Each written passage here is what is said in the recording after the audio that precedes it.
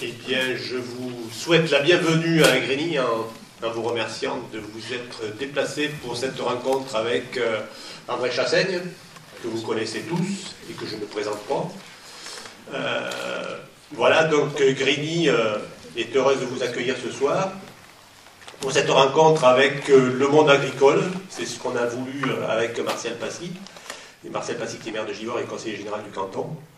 Donc le but, c'est de débattre un peu autour de ce qui s'est passé au Parlement, autour des OGM, bien sûr, parce que c'est pas parce qu'une décision a été prise par le Parlement que les choses sont terminées. Je pense que c'est maintenant que le combat commence, parce qu'on ne va pas s'avouer vaincu.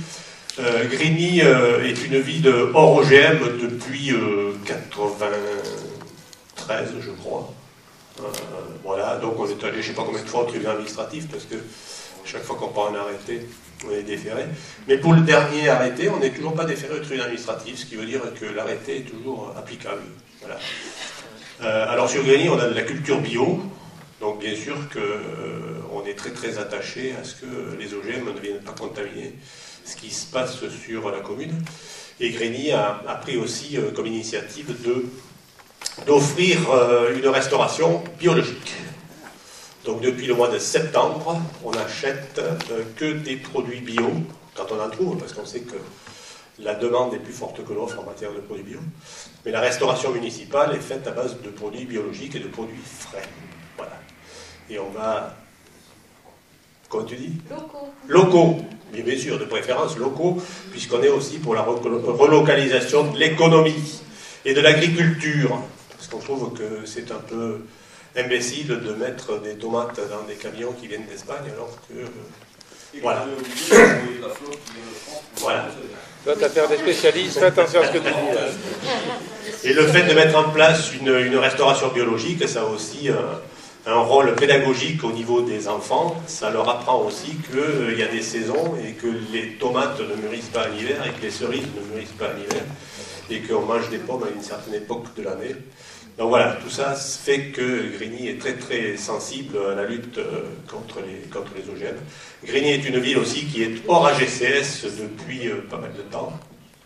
Et puis on va s'inscrire dans une démarche un peu novatrice qui est la démarche Citaslo, c'est-à-dire la démarche des villes lentes, quelque chose qui a été mis en œuvre en Italie depuis une vingtaine d'années et qu'on va rejoindre cette année, je pense. D'autant plus que notre programme municipal s'inscrit totalement dans cette démarche-là, donc on n'aura même pas d'effort à faire, puisqu'on avait prévu les choses très bien. Je vais essayer de résumer en fait ce qui a été voté, et peut-être en même temps, en parallèle, voir les points qui étaient peut-être les points les plus sur lesquels nous étions le plus en divergence. En fait, l'objectif de ce projet de loi, je vais me transformer en ministre de l'Environnement pour expliquer le projet de loi, mais l'objectif du projet de loi, c'était en fait, d'une part, de répondre à une directive européenne qui avait été prise sur la coexistence entre culture OGM et non-OGM, mais par une espèce d'une traduction en France, et qui colle bien en fait au discours politique, on parle de dissémination. C'est curieux d'ailleurs, c'est le terme de dissémination qui a été retenu, qui veut bien dire ce que ça veut dire. C'est organiser comment on peut mettre un cadre pour qu'il puisse à la fois y avoir de la culture OGM et de la culture sans OGM. Alors, comment on ne sait pas me sauter dessus, et comment on peut consommer avec OGM ou consommer sans OGM. L'objectif de la loi, c'est ça. Avec toutes les contradictions, bien entendu, que ça peut représenter, et en particulier avec cette opposition que nous on a considérée fondamentale par rapport aux conclusions de Grenelle de l'environnement, qui parlait d'une loi pour produire et consommer sans OGM. Or là, a été rajouté donc produire et consommer avec ou sans OGM. Ce qui veut dire que c'est le premier point sur lequel je voulais insister, c'est que d'ores et déjà, donc, le projet de loi et la loi donc, qui a été votée englobe cette idée, et fondée sur cette idée, c'est qu'on peut avoir à la fois des productions OGM et à la fois des productions sans OGM. Ça, c'est le premier point qui est important. Le deuxième point, c'est pas dans la loi en fait le deuxième point, mais pourtant c'est le point central. Mais c'est que cette loi, elle oublie l'essentiel, et c'est pour ça que c'est une forme de tromperie, parce qu'elle envisage une coexistence entre OGM et sans OGM, parce qu'elle ne règle pas le problème de la définition de ce qui est OGM ou pas. Alors, ça paraît saugrenu de dire il faut qu'on règle le problème de la définition. Parce qu'avec un peu de bon sens, la définition du sans OGM, c'est quand il n'y a pas d'OGM. C'est-à-dire, à partir du moment, c'est le seuil de détectabilité, qui peut varier d'ailleurs d'une espèce à l'autre, et qui peut évoluer en fonction de la science, qui peut être de 0,1%, voire plus bas de 0,01%. Bon, ça, les choses, on en a discuté avec des chercheurs, c'est quelque chose qui n'est pas fixé, et qui peut dépendre d'ailleurs d'une espèce à l'autre. Mais quoi qu'il en soit, on considère, nous, c'était l'avis des socialistes, des Verts, des communistes, enfin en gros les députés de gauche, on considère, et on était d'accord là-dessus, qu'on parle d'OGM dans la mesure où on détecte de l'OGM. Mais ça n'a pas été tranché. Ce qui veut dire qu'en fait, toute cette loi s'appuie sur une tromperie qui consiste à dire on peut faire coexister, mais on peut faire coexister parce que on n'a pas tranché sur ce qui est OGM ou pas OGM, et parce qu'actuellement, on est uniquement sur le seuil d'étiquetage qui est à 0,9, qui est un seuil complètement artificiel, qui est en plus un seuil d'étiquetage sur le produit, mais qui n'est pas un seuil de reconnaissance de ce qui est OGM ou pas OGM. Et au moins nous, ce que l'on disait, si on ne peut pas remettre en cause tout de suite l'étiquetage, dans la mesure où ça a été fixé par réglementation européenne, moi j'estime que l'étiquetage c'est une définition négative, on dit qu'à partir de 0,9 on étiquette OGM, mais au moins qu'on puisse dire quand un produit est sans OGM. Et ça on ne peut pas. On peut, dans le cadre des définitions de des GCCRF, effectivement, où il y a une définition de la réglementation française, mais le texte de loi, par rapport à des amendements qu'on a présentés, a refusé d'inscrire ça dans la loi. Alors, ouais, on peut tout de suite échanger d'ailleurs au fur et à mesure, hein, c'est aussi bien. 30 secondes. Ouais. Pourquoi alors tous les produits qui sont un objet, comment dirais-je, de marketing au niveau des grandes surfaces, produits sans OGM? Oui. Voyez-vous? Alors, ça ne veut pas dire qu'il n'y a pas d'OGM, si je vous comprends bien.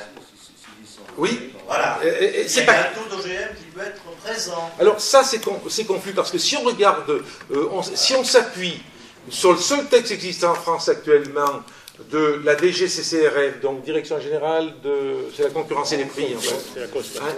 consommation, etc. Et le seul texte qui existe, si on applique véritablement ce texte de la réglementation française, qui est un texte de la DGCCRF, on considère que le sans OGM, c'est sans OGM. Voilà, dans le texte. Voilà. Après, au niveau de l'étiquetage, on considère que on peut considérer, on doit étiqueter OGM à partir de 0,9, inclus. Entre 0 et 0,9, C'est considéré ça. Et nous, on voulait que ça soit ça tranché. Alors, par contre, il y a deux approches différentes. Il y a l'approche du produit de consommation directe, qui va être, je ne sais pas, du maïs, hein, c'est le produit de consommation qu'on peut incurgiter, hein. Et puis il y a le produit, j'allais dire, du second degré tel que la viande, où là il existe des filières de qualité telles que la filière Carrefour, ou alors des AOC, on y reviendra, qui excluent l'OGM dans l'alimentation animale. Et là, dans ce cas-là, ça veut dire que l'animal ne doit pas consommer de produits qui soient des produits OGM, d'alimentation OGM, mais c'est le seuil qui est à 0,9 en fait. Qui est le seuil à 0,9. Donc, vous voyez, je disais que cette loi s'appuie sur une forme de supercherie, et la loi en fait, elle n'a pas tranché sur l'essentiel. Alors, il y a un troisième point que je voulais souligner, qui est un point, à mon avis, positif de la loi, mais avec de fortes limites. C'est que la loi, pour la première fois, introduit une approche sur laquelle vous êtes beaucoup battus, hein, enfin je parle vous êtes, notamment les collectifs anti-OGM, tout ça, c'est quand même une consultation citoyenne. C'est le petit point positif qui est imparfait, on s'entend bien, je l'ai dit, on l'a redit tous, hein, mais on crée le Haut Conseil des biotechnologies avec un collège scientifique que l'on avait avant dans les collèges qui existaient par rapport à les autorisations d'OGM, mais avec à côté un collège de la société civile qu'ils ont appelé éthique, économique et sociale.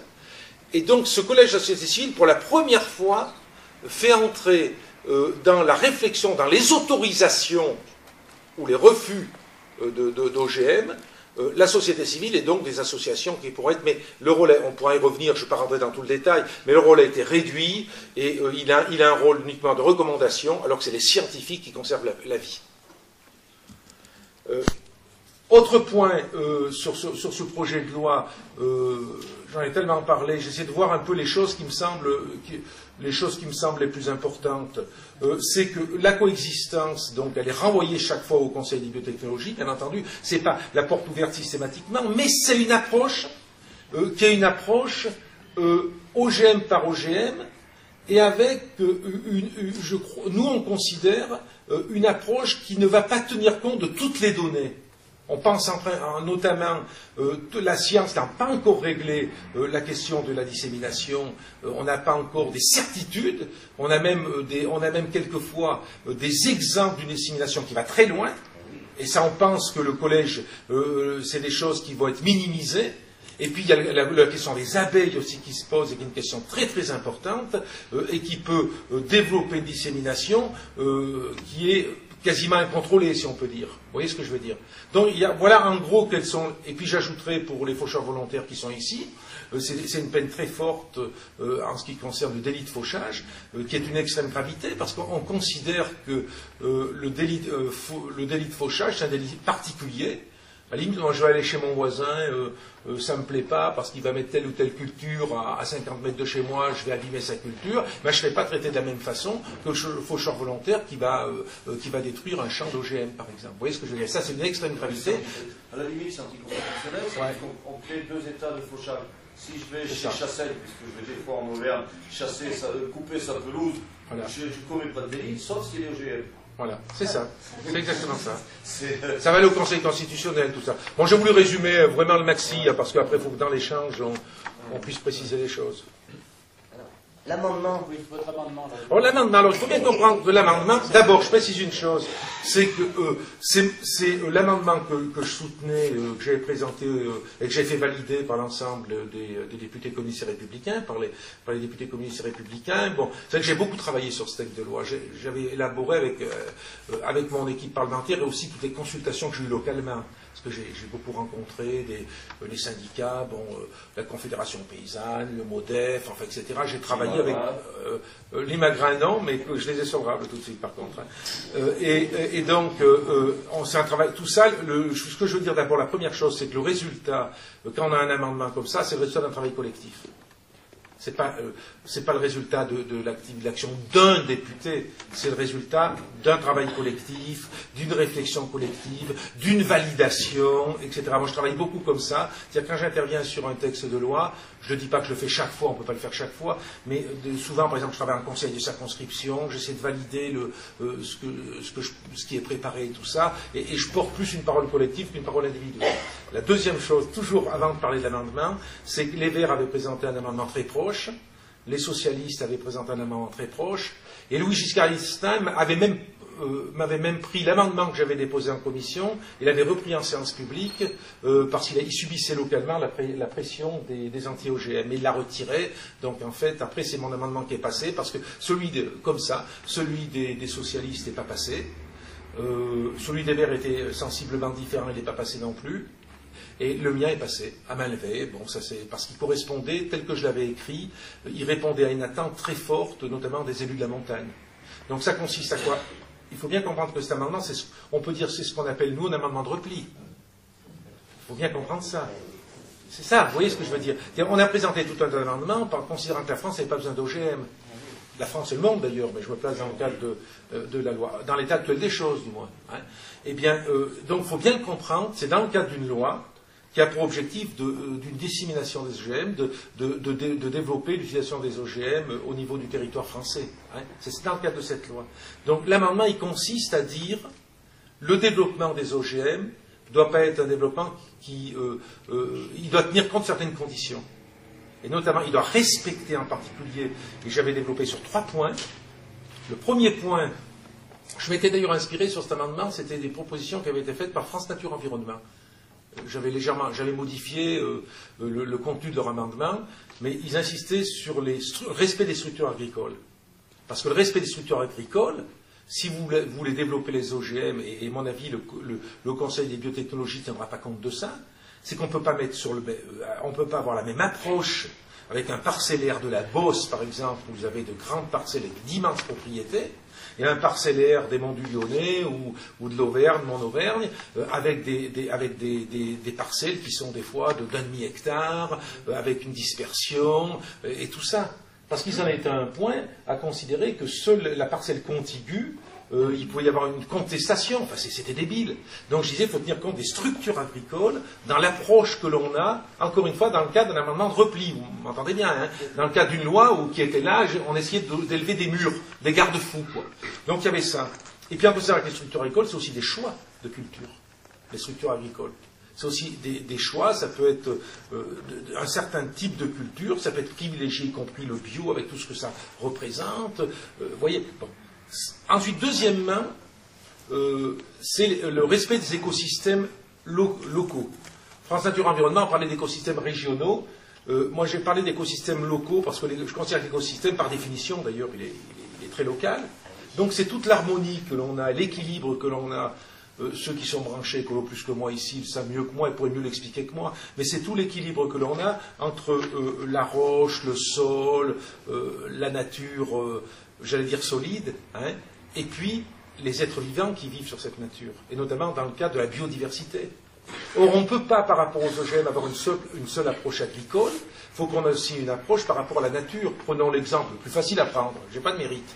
Si on prend l'exemple du colza, par définition, une culture de colza, c'est une catastrophe pour la biodiversité, dans la mesure où le colza a des plantes proches, la rabanelle, la moutarde, je ne sais pas en quoi encore, qui vont être contaminées par un colza OGM. Donc il faut bien qu'on tienne compte de tous les écosystèmes, qui sont les écosystèmes locaux, mais aussi en termes d'insectes. Vous avez un étang, par exemple, avec un certain type d'insectes autour de cet étang. Et bien, ces insectes peuvent être concernés par la culture d'OGM à côté, avec des pesticides, enfin, vous voyez ce que je veux dire. Donc tout ça, pour moi, c'était très très important. C'est le deuxième point de l'amendement, respect des écosystèmes locaux. Et le troisième point, celui dont on a beaucoup parlé, c'était le respect des filières sous signe de qualité sans OGM.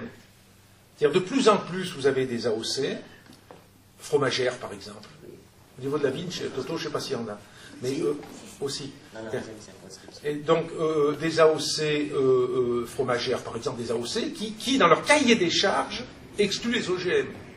Vous avez des labels, des labels rouges, où il y a une volonté dans l'Allier, par exemple. Je discutais avec le président du Conseil général de l'Allier mercredi, et il me disait qu'il y a toute une zone autour de Beaubourg-en-Chambaud, tout ça, où ils ont un charolais, qui est un charolais sans OGM. Il y a aussi des aussi sans OGM. Oui, je suis pas sûr au niveau du Cantal. Peut-être, j'en sais rien, j'ai pas vérifié. Peut-être, oui. Et donc, et puis il y a les bio. Il y a les cultures bio, bien sûr, qui signent de qualité, bon, etc. Donc, ça voulait dire l'amendement, eh bien, préservons des territoires tout OGM. C'est ça.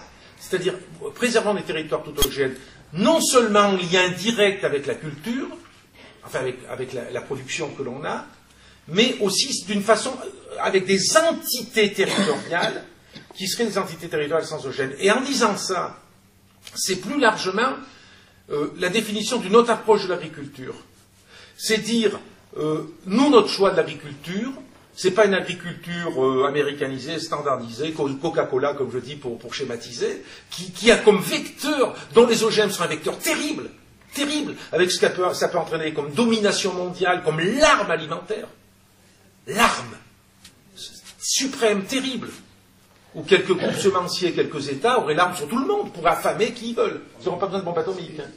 Donc, c'est une production d'agriculture fondée sur une concurrence exacerbée, sur les grands groupes, l'agro-industrie, l'agro-business, les grands semenciers qui ont la main mise sur tout.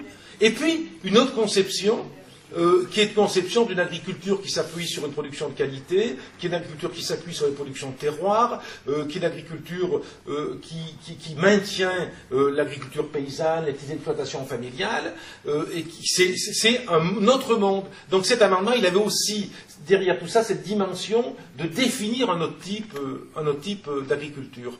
Alors le Sénat, qu'est-ce qu'il a fait? Est-ce que vous avez me posé la question? Au début, quand on a eu l'amendement du Sénat, l'analyse qu'on avait faite, c'est que ça siphonnait, moi j'ai utilisé le mot, mais je l'ai dit un peu vite peut-être. J'ai lu notamment l'analyse qui a été faite par Greenpeace, après ce qu'on a cherché, parce qu'il y a beaucoup d'associations qui ont réfléchi sur la portée. Greenpeace considérait que le sous-amendement du Sénat, en fait, n'était pas catastrophique, mais c'est leur avis. Hein. Nous, ce qu'on a plutôt pensé, c'est qu'il a deux inconvénients, l'amendement du Sénat. C'est qu'il renvoie à une réglementation européenne qui n'existe pas encore. Ce qui veut dire ce que l'on pourrait traiter au niveau du pays en disant le sans OGM, c'est le seuil de détectabilité, ça renvoie au niveau de l'Europe. Mais c'est quand même, ça veut donc dire qu'on envisage une définition. Or, moi je suis allé en Pologne il y a 15 jours, là, pendant le cadre de la politique agricole commune, je connais la position de l'Autriche, de la Hongrie, de l'Allemagne, on risque de revenir au seuil de détectabilité. Donc c'est pas forcément négatif, mais ça renvoie le problème au niveau européen, et nous on aurait voulu que ce soit traité au niveau français. Et ensuite, il y a deux mots qui sont un peu embêtants, c'est qu'ils disent espèce par espèce. Or, l'esprit de l'amendement, c'était du global. Alors, pour terminer, je vous donne un exemple très précis, après j'arrêterai parce que je suis trop long, mais je prends l'exemple du Saint-Nectaire. Le Saint-Nectaire a mis dans son cahier des charges que, dans un premier temps, qu'il ne fallait pas donner d'alimentation génétiquement modifiée aux vaches qui produisent le lait qui permettra de fabriquer le Saint-Nectaire. Et ils sont en train de rajouter dans leur cahier des charges le fait qu'eux-mêmes, les paysans, ne doivent pas cultiver, ça paraît logique en plus, mais ne doivent pas cultiver de plantes génétiquement modifiées, qui ensuite pourraient être données à l'alimentation. Parce que ça peut être du maïs, ça peut être des protéagineux, enfin tout ce que l'on peut envisager qu'on cultive et qu'on donne à becter, en complément donc au bétail. Donc ils ont mis ça dans leur cahier des charges. Il y a 61 communes dans lesquels il y a des adhérents au cahier des charges Saint-Nectaire, à la OC Saint-Nectaire.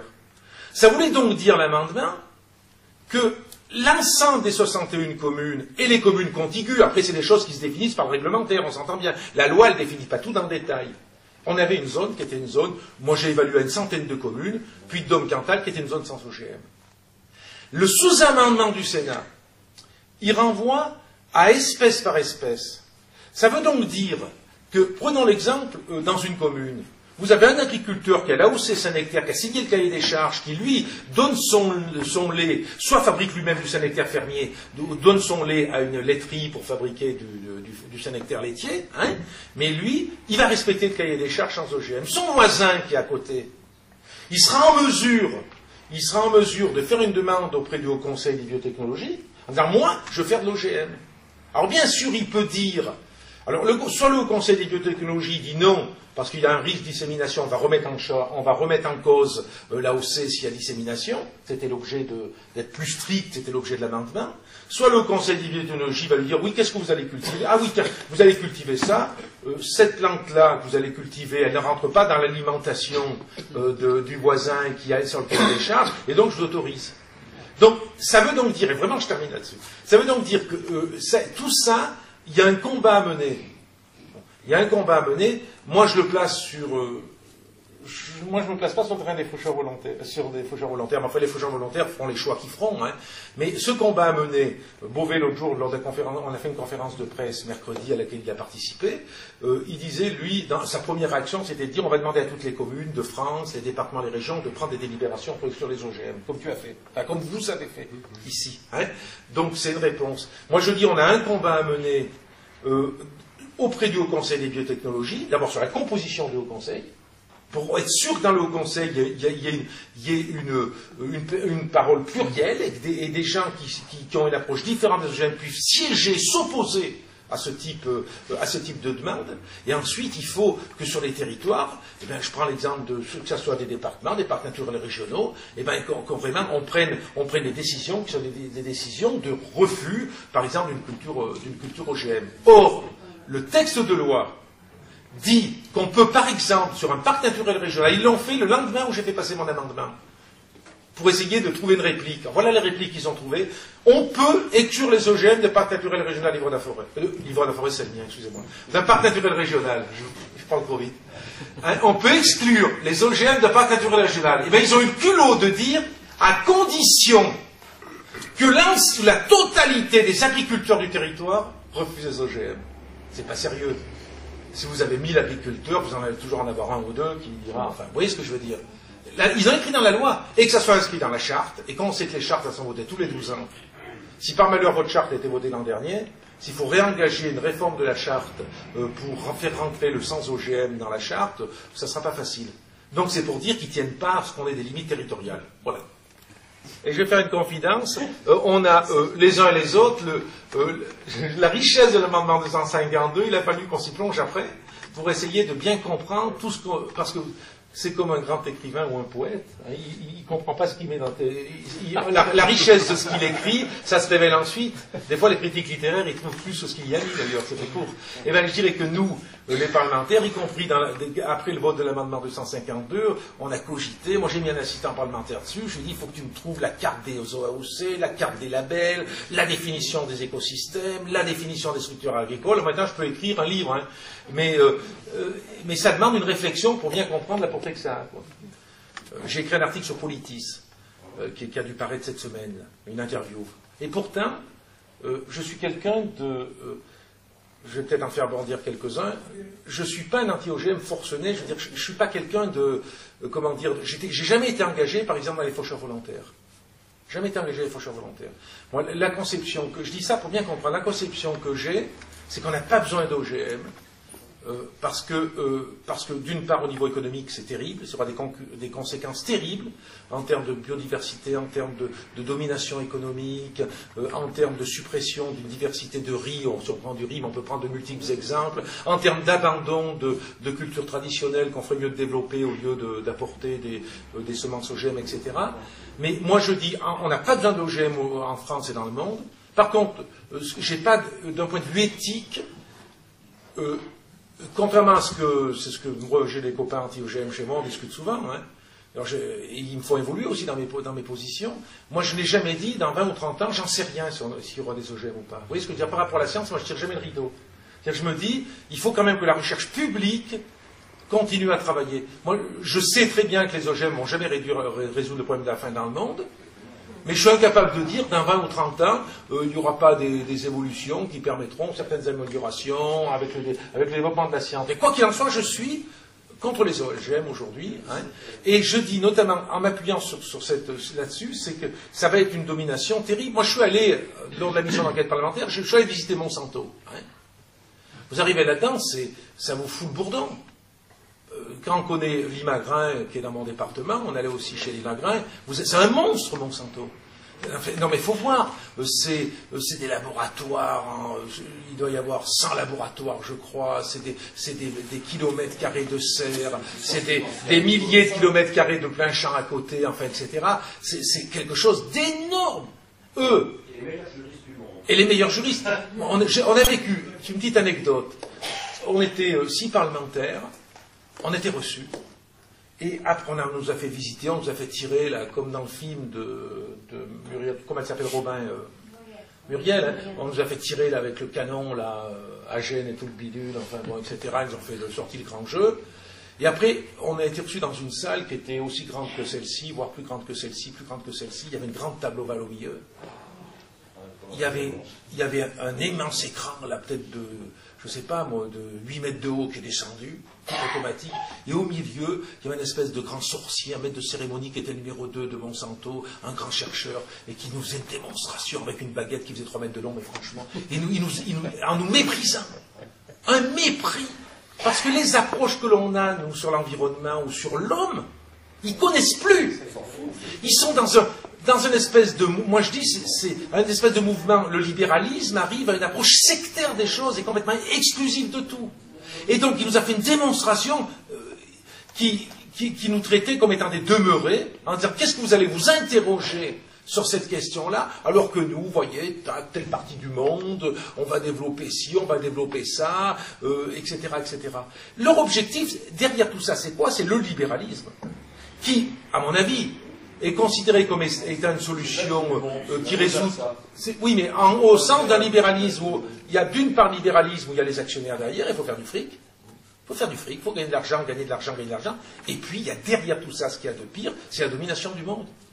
Avec les États-Unis derrière qui veulent dominer le monde. Et c'est un moyen terrible de dominer le monde. Et ils habillent tout ça.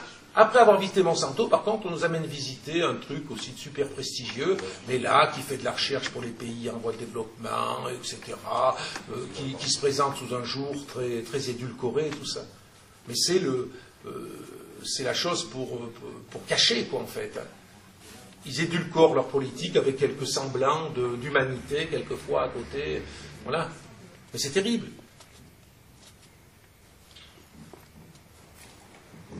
Justement, depuis cet amendement-là qui est passé, c'est 136 voix contre 135, est-ce que vous avez subi la pression des lobbies, de ces lobbies, depuis ce jour-là jusqu'à aujourd'hui? Est-ce que vous les sentez vraiment en face? Est-ce que vous avez perçu, enfin c'est peut-être indiscret, mais personnellement, est-ce que vous commencez à sentir un peu, ça?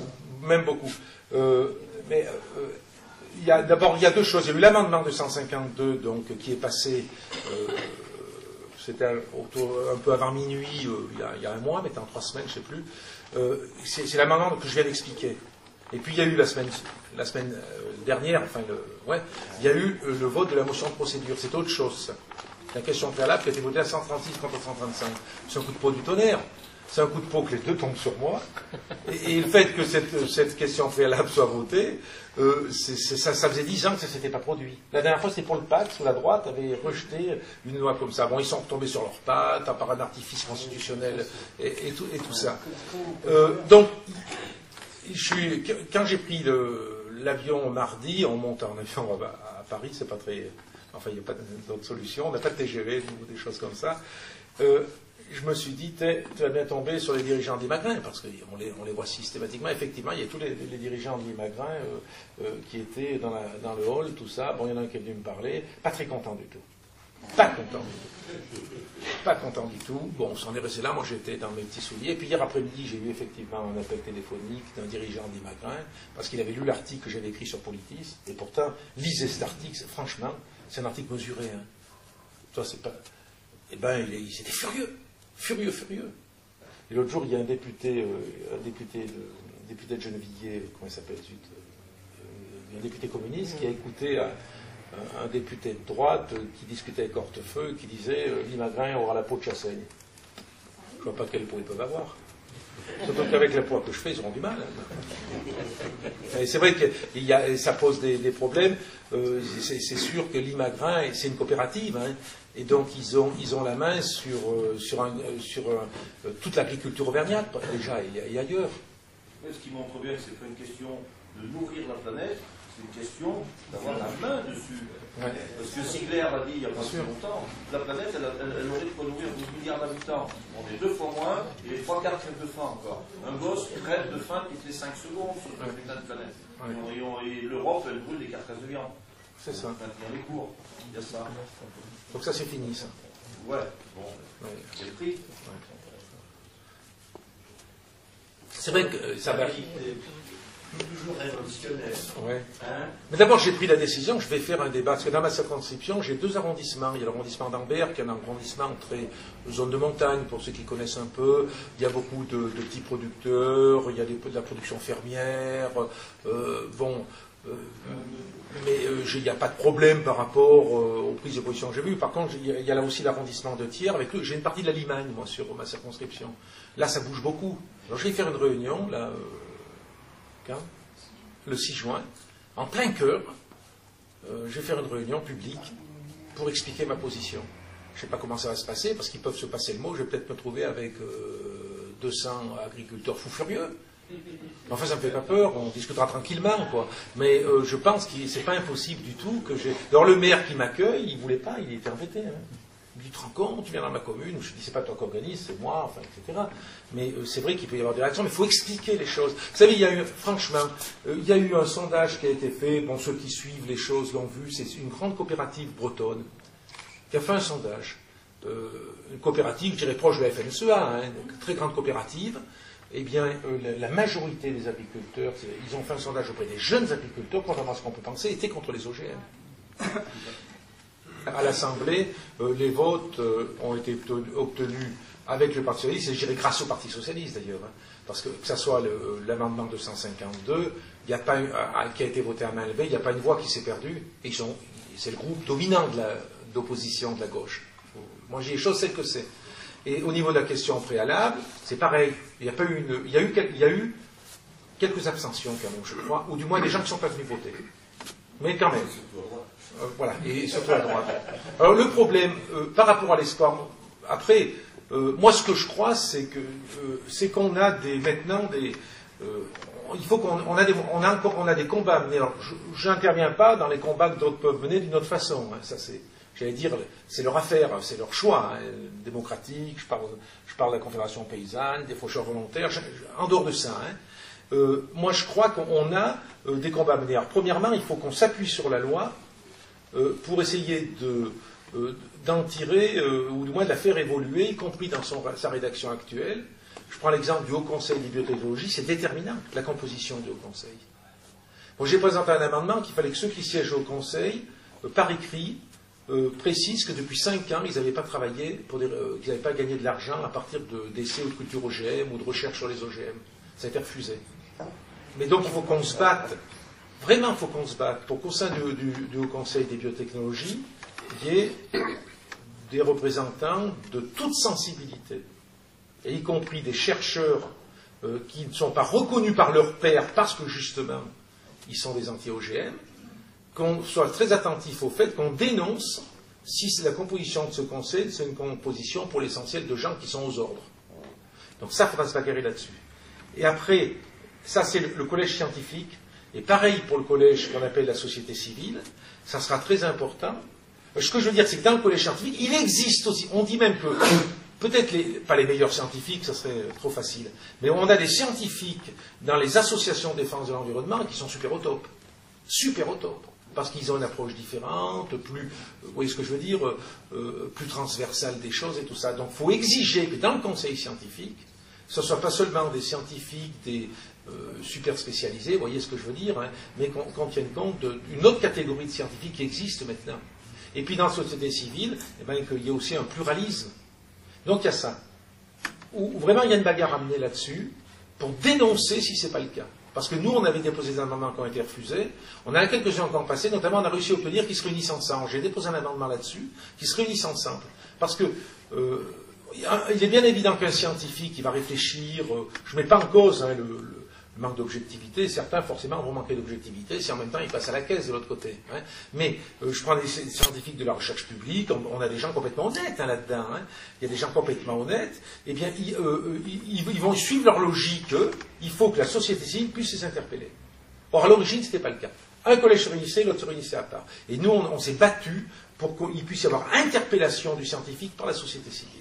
Parce que les questions qui seront posées par la société civile ne seront pas les mêmes que celles que le scientifique se posera. Et notamment le scientifique, lui, ne se posera pas la question de l'utilité sociale de l'OGM, il se posera uniquement la question de la contamination, des mesures à prendre, et donc de l'impact qu'il peut y avoir sur l'environnement, sur les autres cultures et tout ça. Or, l'enjeu phénoménal aujourd'hui, c'est qu'une recherche scientifique, eh bien, il faut qu'il y ait une validation, qui soit une validation citoyenne avant de la faire rentrer dans la vie. Et donc, il faut qu'on exige cette validation. Moi, je me réfère souvent à l'éditorial d'Albert Camus dans Combat, 2 jours après Hiroshima, qui a posé cette question de la validation citoyenne.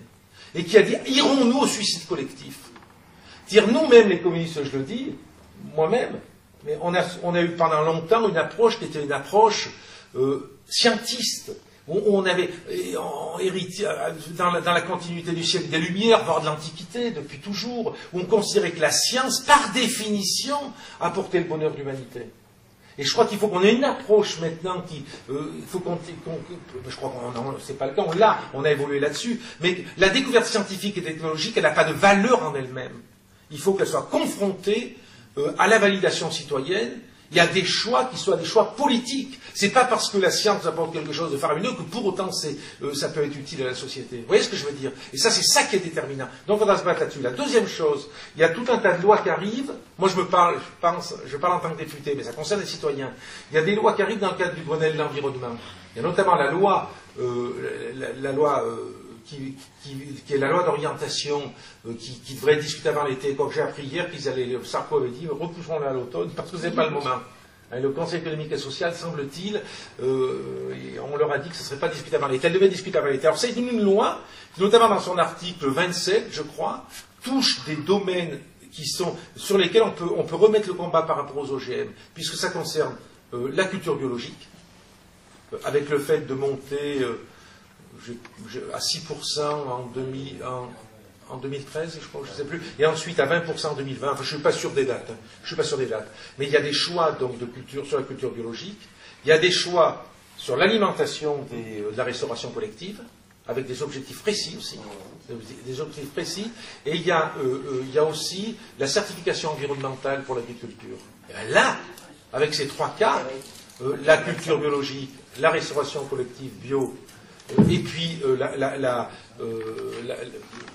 comment j'appelle ça, j'ai perdu mon mot, la certification environnementale, là on va poser le problème des OGM. Donc on est prêt avec l'appui citoyen, de la population, à remettre ça parce que la loi étant mauvaise, il faudra bien qu'il la fasse évoluer, parce que nous ce que l'on dit, c'est qu'elle va créer plus de problèmes qu'elle va en régler en fait. Je trouve que c'est aussi un problème que souvent le gouvernement vote des lois qui finalement s'opposent à ce que les collectivités locales travaillent et essayent de... Nous, c'est une région importante, la région Rhône-Alpes, c'est la 4e région agricole de France. Et donc ce plan qu'on avait mis en place, et moi je trouve qu'on a un levier là au travers de ce plan, on avait mis 4 points, au travers de 4 points, c'était préserver la diversité de notre agriculture, ici. C'était développer une agriculture de qualité, c'était aussi développer l'agriculture bio, et c'était le 4e point, c'était la préservation de l'environnement. Ben moi je pense que, puisqu'on a ce plan, qu'on décline petit à petit, là dernièrement on a voté une aide à la transmission pour ceux qui arrêtent, parce qu'on s'est aperçu que beaucoup d'exploitants arrêtent et il n'y a pas de reprise, donc on a voté une aide. Donc ce plan qu'on a mis en place, il va s'affronter finalement quelque part avec la loi qui a été votée. Donc je pense que nous aussi, à la région, on va voir, on a une plénière là, peut-être on va certainement réaffirmer ce qu'on a mis, mais en même temps c'est au travers de chaque point de notre plan, chaque fois que cette loi va se confronter, dire voilà, nous comment on fait pour l'opposer, il me semble qu'il y a ça, et en même temps en y mettant les citoyens, parce que pour le coup, notre plan, pour donner comment il a été travaillé, parce que ça me semble important, ce plan, il a été travaillé en réunissant toutes celles et ceux qui font l'agriculture dans ce pays, c'est pas dans cette région, c'est pas qui sont intéressés, pas uniquement, et c'était pas uniquement les filières, c'était aussi pas uniquement les agriculteurs, les viticulteurs, c'était aussi les hommes et les femmes qui vivaient, puisque 14% de la population de Rhône-Alpes vit dans un territoire rural, donc eux étaient intéressés à ce que leur territoire ne change pas, ne se modifie pas. Et comme à la région, on a mis en place la démocratie participative, François Auguste avait mis en place un collège citoyen d'hommes et de femmes qui n'étaient pas nécessairement des agriculteurs et des viticulteurs, qui ont travaillé, qui ont planché, il y a eu des travaux, il y a eu une synthèse, et il me semble que toutes ces personnes, tous ces hommes et ces femmes qu'on a mobilisés au moment de la mise en place de ce plan, eh bien nous, il va falloir qu'on les mobilise pour dire, voilà, on met ce plan, on continue à le mettre en place, et bien dès qu'il se heurte à cette loi, dès qu'il va se heurter à cette loi, eh bien on va mobiliser largement les citoyens. Il me semble que voilà, il n'y a pas qu'une bataille du Sénat, il me semble que toutes les collectivités, il me semble que ça peut être pareil dans les mairies, les départements. Alors notre département, je ne sais pas si c'est beaucoup intéressé, il aide de temps en temps. Moi je suis du Beaujolais, sincèrement, cette loi, ça me fait mal, parce qu'en même temps, la réalité, par exemple, de cette région, c'est qu'entre 88 et 2000, un tiers des exploitations ont fermé. Le Beaujolais, il n'est pas à l'écart, bien au contraire. Mais je me dis aujourd'hui, pour survivre, même pour ne pas mourir, je dirais comme ça, les viticulteurs en sont contraints à arracher les vignes. C'est ce qu'on leur demande, hein, puisque la PAC, l'OMC ne résout pas le problème auquel ils sont confrontés. Et je me dis, ces champs-là qui vont devenir, qu'est-ce qu'ils vont devenir? On va y mettre de la culture OGM à côté des vignes qui restent. Bon, voilà, il me semble qu'il y a des batailles qu'on peut mener, nous, les collectivités locales, pour aider à la fois les batailles que... Enfin, moi, je pense que je peux aider André. André aide la région. Enfin, il me semble qu'il y a tout ce réseau-là qu'il faut faire fonctionner pour pas désespérer, quoi. Parce qu'en même temps, il y avait... moi, franchement, à cette voie, il y avait de la colère, de l'inquiétude, mais de la colère quand même aussi. Hein.